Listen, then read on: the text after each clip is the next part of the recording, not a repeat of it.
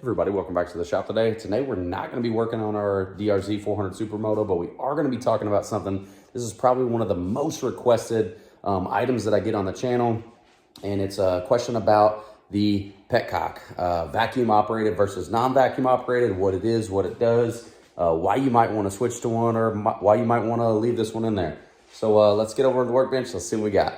We are going to be talking about vacuum operated Petcocks on your DRZ400.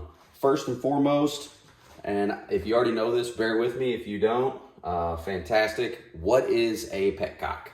A petcock, also commonly referred to as a fuel cock, a fuel valve, a fuel shutoff switch. Definitely not a shuttlecock. This particular petcock is off of a 2022 Suzuki DRZ400 Supermoto. This only has about 2,000 miles on it. But you'll see this big part back here. This is where your diaphragm and everything sits for that vacuum operation. Now there are a few modes here. You have RES, which is for reserve, PRI, which is for prime, and you do have the on position. You will notice that there is no off on this. That is because it is operated by vacuum. So let's get into the differences between this and a standard petcock. So one of the big problems with a vacuum operated style petcock is there's lots of little seals, lots of things that can go wrong.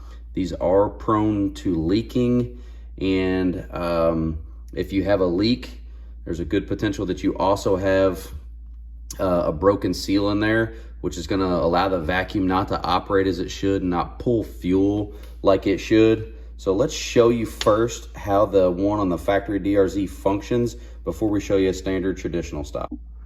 Okay, this is pretend time. This is not a DRZ carburetor, but this would kind of give you a good idea of exactly how the system works. So, this is your factory petcock for your DRZ.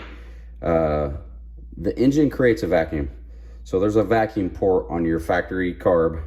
It connects to this vacuum line here. It comes down. It hits this little junction. This other piece goes up to the bottom of your carburetor. Now, why would it go to the carburetor? Well, it goes to the carburetor to open it up and close it to create a vacuum. That vacuum allows the petcock to pull, to open up and to pull fuel down to your carburetor. The other piece goes to your pair valve, your passive air injection system. So with that being said, if we unhook this, maybe you can see it a little bit more clearly.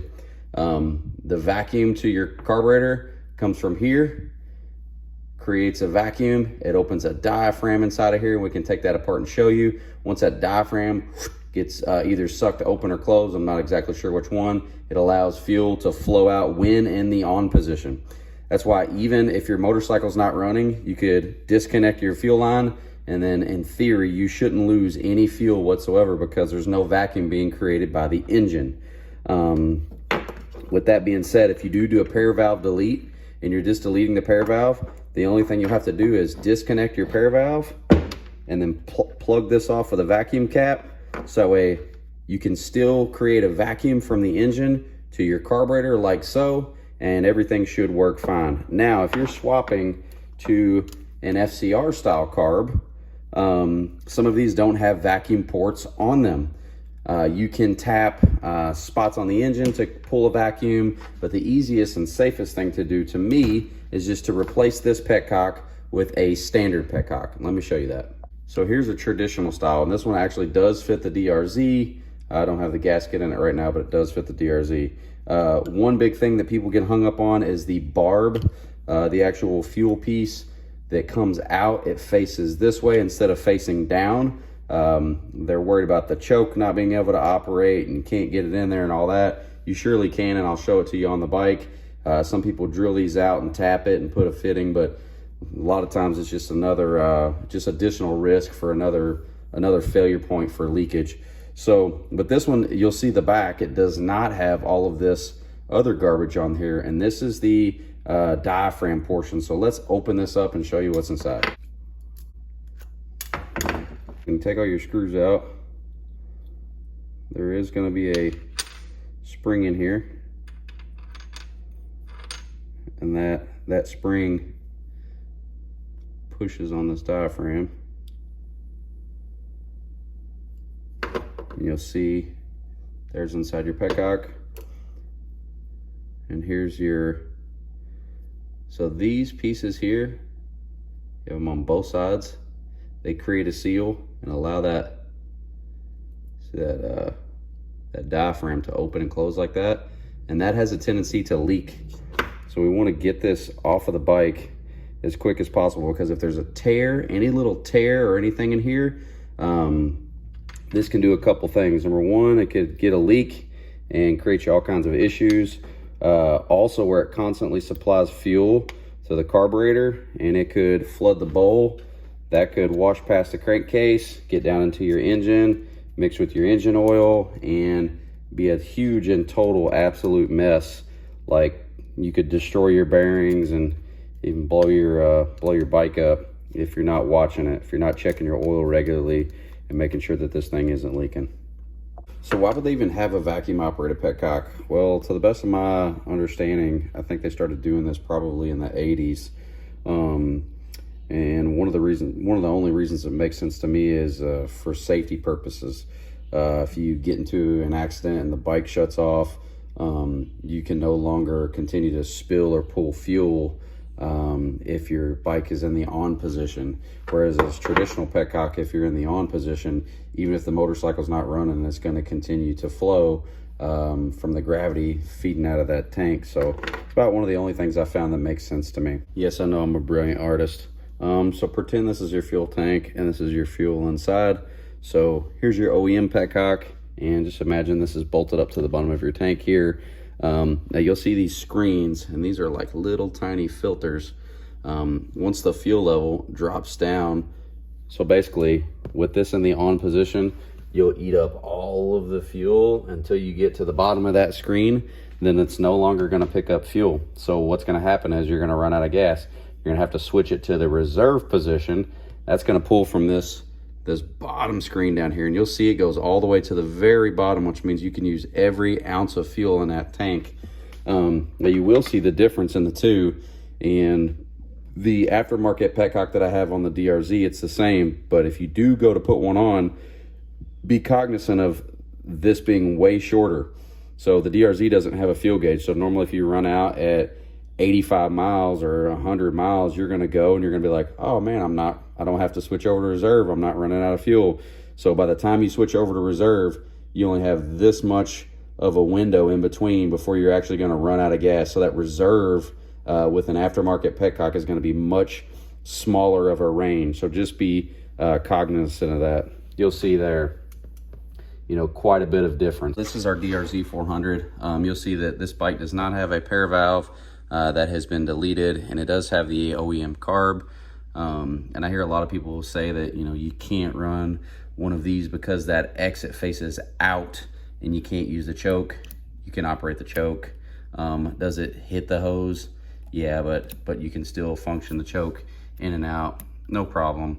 And all I did was I just ran a loop in it. I just ran a loop straight back in. Now, there are some people that go straight to it. It's a little bit too much of a tight bend for me, but running it this way with a loop, I have absolutely zero issues. And there it is, same setup, just from a different angle. But you can see you can function that choke just fine. I really don't even use the choke 99% of the time. A couple more mentions. This is really inexpensive insurance. These are only about 15 bucks. And that part I did show you is from 1PZ. I've used a lot of their stuff and I've had really good luck. I've had this standard petcock on the bike for quite a while with no problems. There is the part number. No, I'm not sponsored by them whatsoever. Yeah, but it's only about $15. I have read, I think you can use the petcock from a Yamaha Raptor. Don't quote me on that. Do your own research. That one I just showed you will work fine for way less expensive. No more leaks. Now, can a standard petcock leak? Yeah, absolutely can leak. It just has way less components and stuff to go wrong. So way less likely that you're going to have a leak out of this one versus a vacuum operated one. They are super easy to change. All your OEM bolts and everything will work. You just will need to reroute your fuel line like we showed you. And then that plate, I'll show you that plate here, but there's a plate that sits right at the top of that petcock, in between the fuel tank is up here, and you'll just need to reuse that plate, but no big deal whatsoever. So yeah, 100% would swap out to one of these if I were you. Is a spacer right there that attaches to that petcock, and you will need to reuse that, but the factory bolts and everything fit just fine. You just need to reuse that spacer.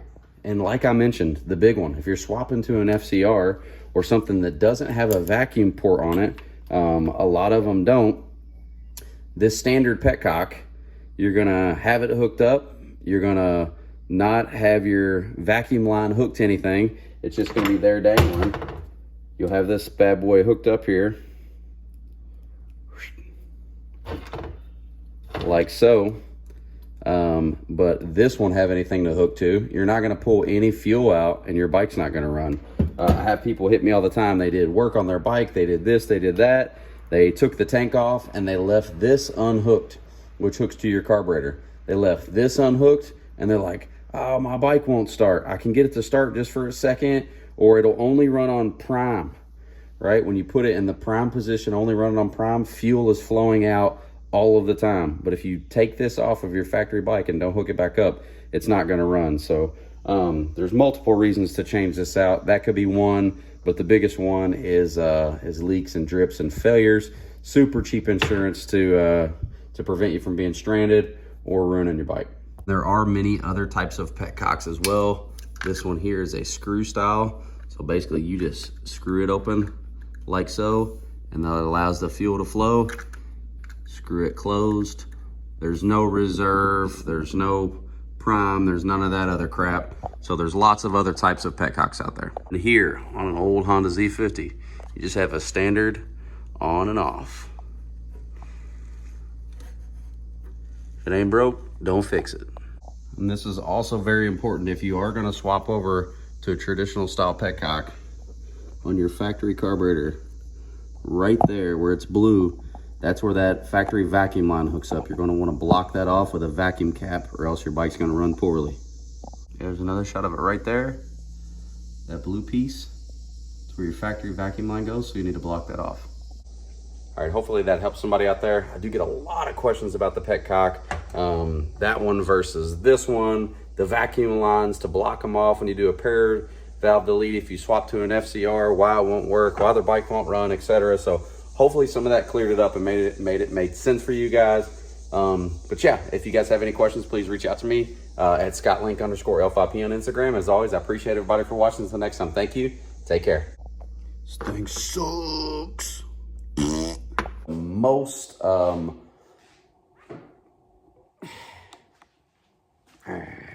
Suzuki DR400 DR.